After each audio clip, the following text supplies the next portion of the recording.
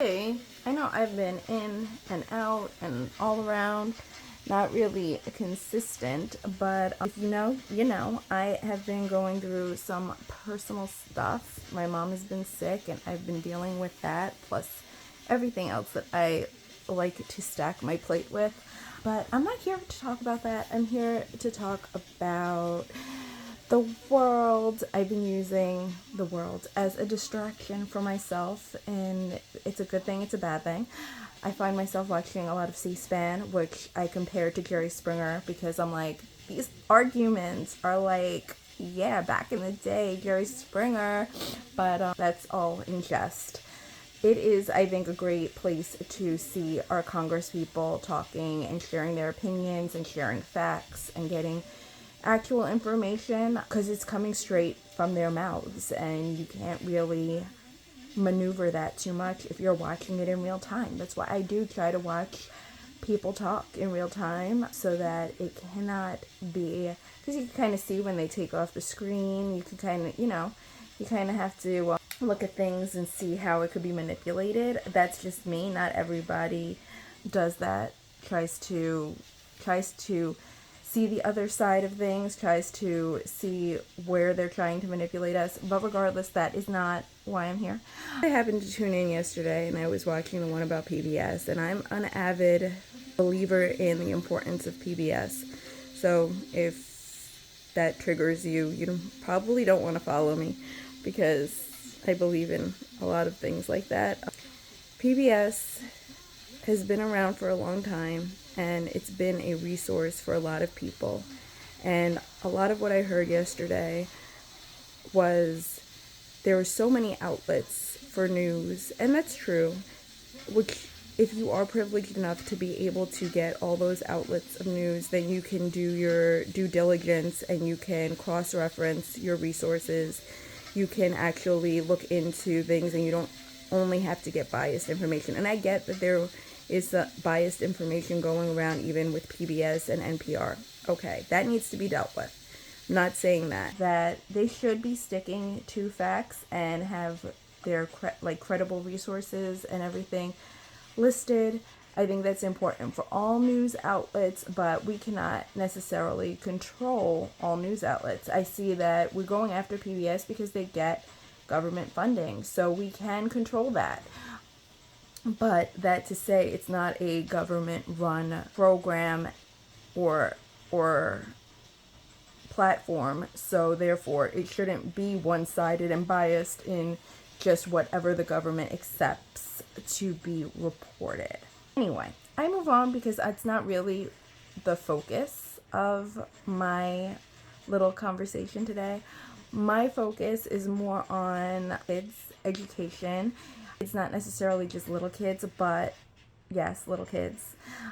So yeah, one thing that I really wanted the Congress people to talk about yesterday, and they might have touched on it briefly, but it didn't really go into depths or explain it the way. I think a lot of people don't watch C-SPAN because there's a lot of big words. It can get really confusing. It could get boring at times, but I find it riveting lately. I don't know. But for the other educational resources that are available from PBS, from NPR, it is, and the life-saving portion of it, that it gives alerts when severe weather is happening and everything. We should not, negate that. Not everybody has multiple screens or a screen besides their television or their radio available to watch the news, to educate their children, to keep their children entertained. I mean, we take for granted that, most of our kids have their own iPads or they have their own little cell phones, which is not safe. I mean, if we talk about internet safety for kids, you can't just have them on YouTube looking at whatever, because there are nefarious people out there that link that, like Peppa Pig, or link Paw Patrol to nefarious crap, like dangerous stuff. So you can't just have your kids freely roaming the internet Usually high grade educational content is behind a paywall. So that means if you aren't wealthy or you just can't afford an extra app for your kids, and in today's economy, you can't just afford to buy random educational stuff. You can't just afford, to spend more time on more devices for your kids, which then everything turns into gamification, which gamification has a time and place, but is not always good. Your kids should not always be looking for those outside rewards. Anyway, regardless, not everybody has that available. I think that they needed to talk more about, because this is relevant. This is fairly recently. During COVID, I think it was 1 in 4 kids didn't have access to Wi-Fi or screens in order to get their remote learning, in order to do their schoolwork, in order to be able to engage in their education. And during that time, who stepped up was the library. But regardless of that, because we're not here to talk about the library, that's a whole other issue. Regardless of that, that is really important, because there is communities that aren't as privileged to be able to have multiple screens or have access to multiple resources to get news or to get quality educational content.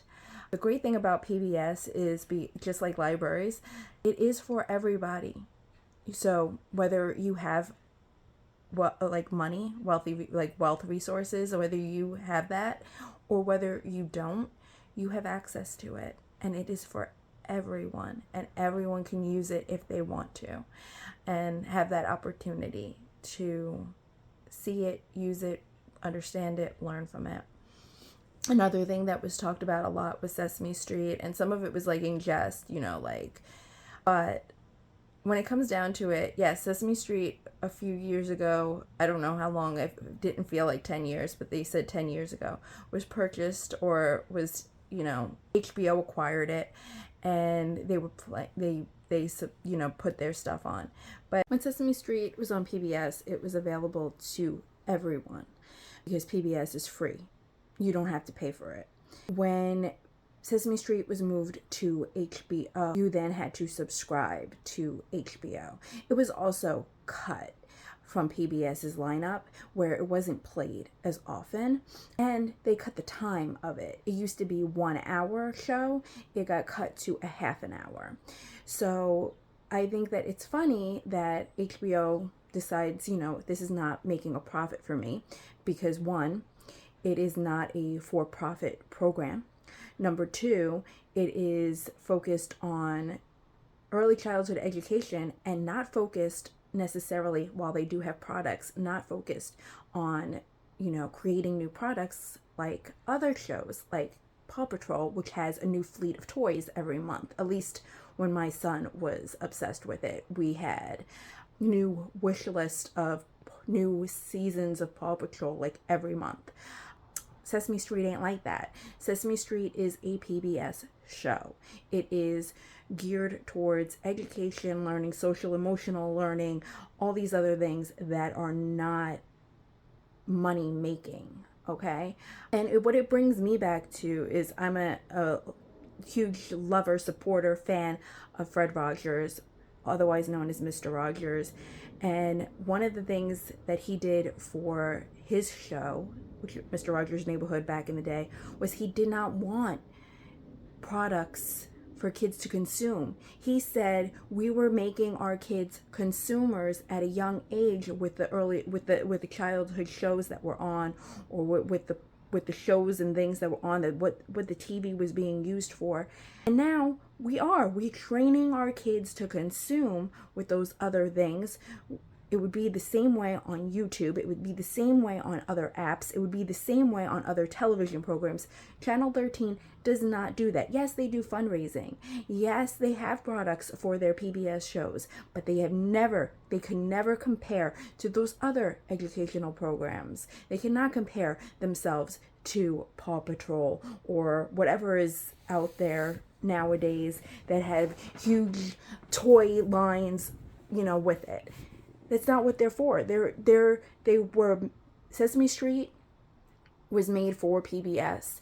in order to fill a gap in education, highlighting especially for communities that were being neglected.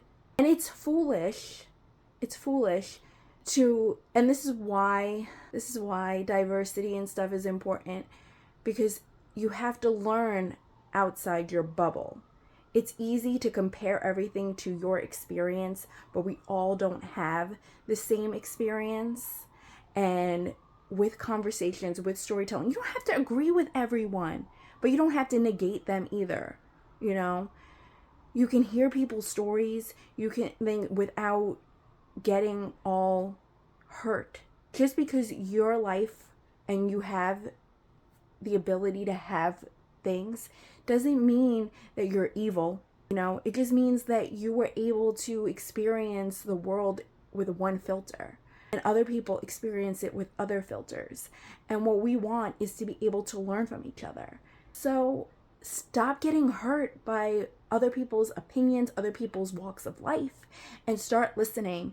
And just to recap, when COVID hit, it wasn't just hitting, rural areas. It wasn't just rural areas that were in trouble of not having resources like Wi-Fi or screens. It was also urban areas. We're talking about all people. And yes, the community of Black and brown people that are affected is slightly higher, but it's not just Black and brown people that are affected. I know that triggers a lot of people. It is white people too. It is anybody who is just less fortunate, that doesn't have that kind of monetary status where they can afford all of that. It is hard enough to afford a roof over our heads and food on our plates. So to just pretend like resources are available to everyone equally is bullshit. Anyway, that's just my 2 cents. I wanted to share it because why not? We as people now have these platforms or have this opportunity to speak our opinions. Why not use it? But yeah, I'm going to share this. Like I said, a lot of personal stuff going on. This was something that was keeping my mind off of my personal stuff. And it's something that I believe in. I believe in PBS. I believe in our libraries. And I will be very, very hurt if our libraries lose completely everything in the long term, because it's such an immense resource for so many people. You don't have to be poor to use it. And it's for everybody. And education is never something that should be taken away from people. There should be more resources. There should be more ways for us to elevate ourselves. But I digress. Have a great day. Bye.